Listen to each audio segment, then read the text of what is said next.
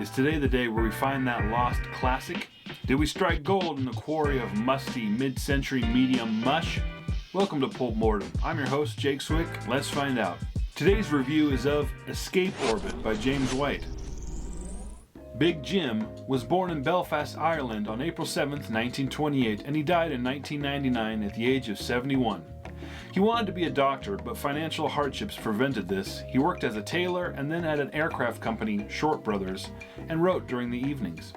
He first started submitting stories to UK sci-fi magazines as a joke, but kept it up because of the encouragement from the editor, who liked his non-doom and gloom and happy ending stories.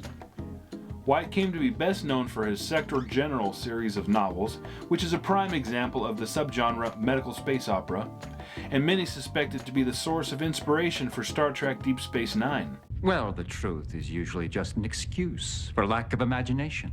White wrote over 30 novels and many short stories. He favored the hard science fiction style and was an outspoken pacifist. Author Paul Kincaid said of James White, "He is a second-rate writer who occasionally produces first-rate works." White never won a Hugo or Nebula Award, but several of his novels were shortlisted. Which brings us to his novel, The Escape Orbit, or Open Prison as it was called in the UK. The age-old battle rages on, man versus bugs. Humanity has colonized over 50 systems and has encountered another intelligent race, these strange bug-like creatures. They breathe different air. We can't communicate with them, and they look like bugs. Eventually, the differences turn to conflict, and conflict to war. One of the greatest wars of all time. The war has been raging for 60 or so years by the time we enter the story. White writes, "Not a war of senseless heroics. Space personnel were much too stable and intelligent for their heroism to be anything other than the cool, calculated sort. There were prisoners taken. There was an unspoken prisoner of war agreement because space personnel were just so valuable. And at this point of the war, there are millions and millions of prisoners on both sides, and the strain on the economy just due to the sheer manpower necessary and materials necessary to care for these prisoners was incalculable. But the bugs had a plan. They deposited human prisoners of war on a planet, left a solitary ship there in orbit, and just left humanity alone. But with the latest shipment of prisoners is Sector Marshal Warren, a high-ranking military officer.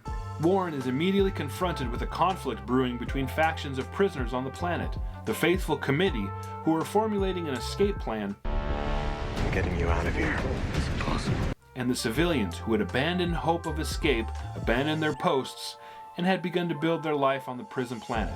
Will Warren be able to mount an escape, unite the two factions before they tear each other apart? But unbeknownst to all is that Warren has a secret that, if revealed, would ensure a civil war.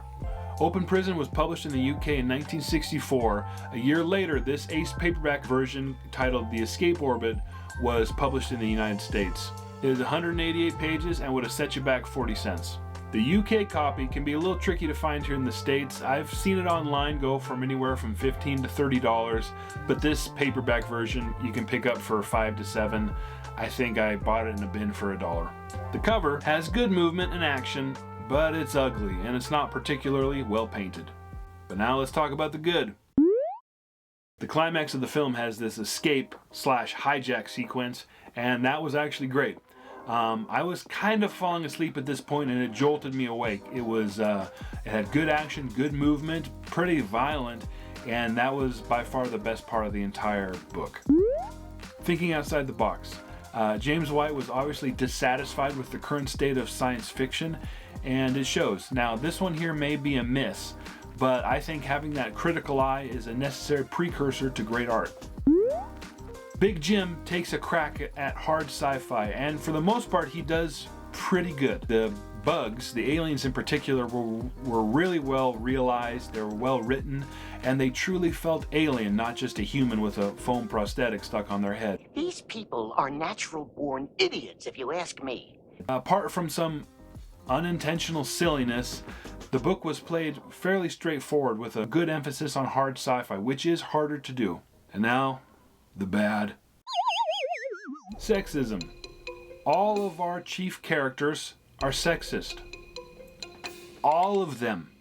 Even Sector Marshal Warren, who we are told doesn't necessarily agree with everyone else, is constantly agreeing with everyone else's assessment on females, or girls, as James White calls them. I just feel that women are generally less competent than men and less rational. Again, I'm not a sexist. Here are some actual quotes. This female officer is competent, but will fly into a tizzy at some trifling upset. We are constantly hearing, girls can't be trusted. Right. Women are ensnaring our men. Also, women are incapable of complex assignments for reasons. And the women in this book are so sexually charged that we find them on multiple occasions catcalling men who are just trying to do their duty. This is science fiction. The lone competent female character we read about in this book, at one point, can't complete her duties. This is a quote, cannot complete her duties because the other girls have smarter outfits and she's jealous.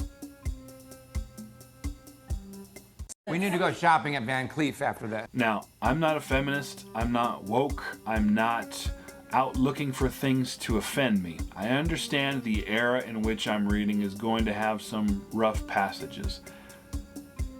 Gun to my head, I'm probably right of center, but I'm not particularly interested in political things or in current social justice movements, anything like that. That's not what this channel is about. However, the views espoused here are so antiquated and so far right that we have bumped past Andrew Tate and fallen clean off the table. I know women because I made a lot of money from women. Let me tell you something. I've been attacked plenty of times, and I've talked about this in another video already, but they are absolutely feeble. The second bad thing is White's writing style. Now, these are some of the books I have on writing. In every single one of these, and in every writing course, one of the first things you will hear is show, don't tell. James White's motto is tell, don't show, to the extreme. Dialogue is sparse because he is constantly summarizing everything, and I mean everything. He is constantly stepping back from the story, talking down to the audience, explaining everything that's happening, and giving us examples so that we can understand. Now, as a writer, I think you should assume that your reader is as smart or as smarter than you. Hey buddy, we can see that people are arguing. We just read about it. You don't have to tell us that they are arguing and then explain what they are arguing about and why you think they should resolve this argument we just read about. Whack. White's style made it impossible to get invested into the story because he was constantly reminding us that he was telling us a story. And the third issue I have is this book is incredibly boring. You're boring! It takes place over the course of 3 years, and the majority of the events that happen are meetings that we are just told about. Enough good, enough bad. Let's talk about the fun. The first thing is space is apparently too small for these two races.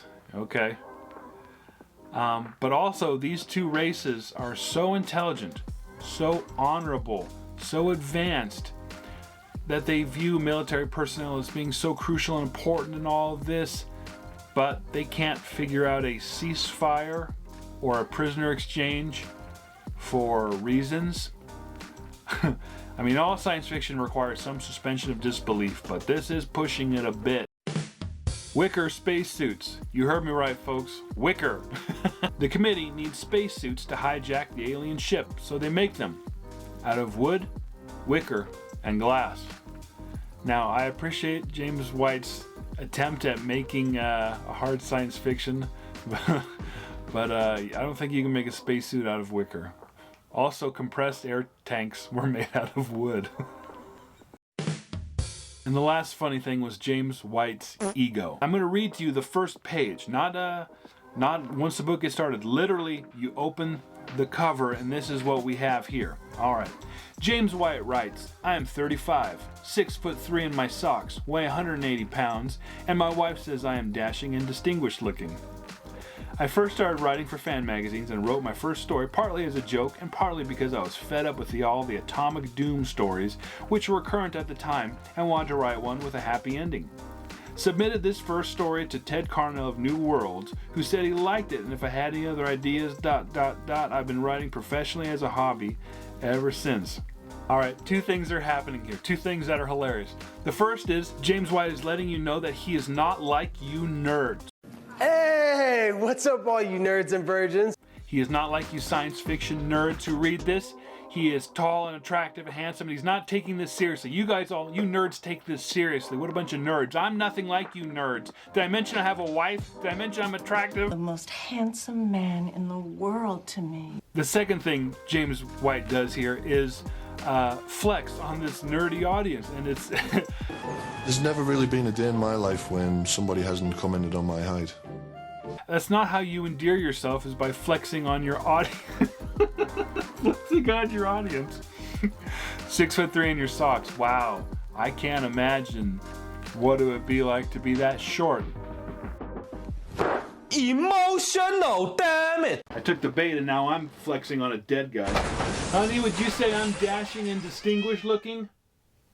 I'm gonna write that as a yes. Also, if you're writing professionally, then by definition, it is not a hobby. This book is a mixed bag, a very unbalanced mixed bag, but a mixed bag all the same. I immensely disliked 90% of it, and the climax at the end, I really liked it. The whole hijack sequence was legitimately excellent. It is funny that for an outspoken pacifist, by far his best writing was the violent, bloody action sequence. Some writers have a story to tell, others have something to say. A great novel will do both, but typically you either have to tell a story or you want to say something, and James White is definitely the latter. I'm going to spoil the ending for you. I would never spoil a great book, even one that's 59 years old. Believe me, that is not what's happening here. The secret that Warren was keeping from everyone is the real reason why he joined the committee and led this plan to escape from this planet. The heroic officers who didn't abandon their post, who remained faithful to their vows, faithful to humanity's cause, whom White calls unsane and unstable, would be removed from the better people, the civilians. That's the big secret. By removing the military, the assumption is that humanity, although reduced to a primitive state, wouldn't resort to savagery and would eventually thrive and create a utopia without the military. Right. Now, I thought it strange that an outspoken pacifist would write such a military-themed story from the viewpoint of a military commander. But it all makes sense now. I'm far from being pro-war, but the idea of removing a military in order to achieve true peace is actual folly. The fundamental issue with White's idea of pacifism can be summarized with one question. Do you lock your door at night? I don't need everything I read to agree with me.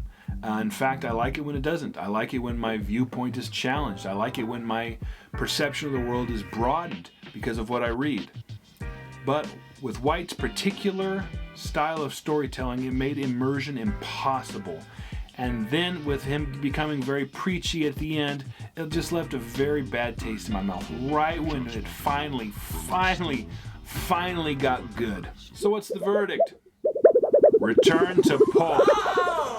The bottom line is this book is boring, and reading it was a slog. One great action sequence couldn't save it. You're boring. And that's my review of The Escape Orbit. Do you like this story? Have you read this story? Are you team civilian or team committee? I am team let's stop talking about this crap. Thanks for watching. I'll see you next time with Invaders from Rigel. Let's get rolling. I want to get into some garbage.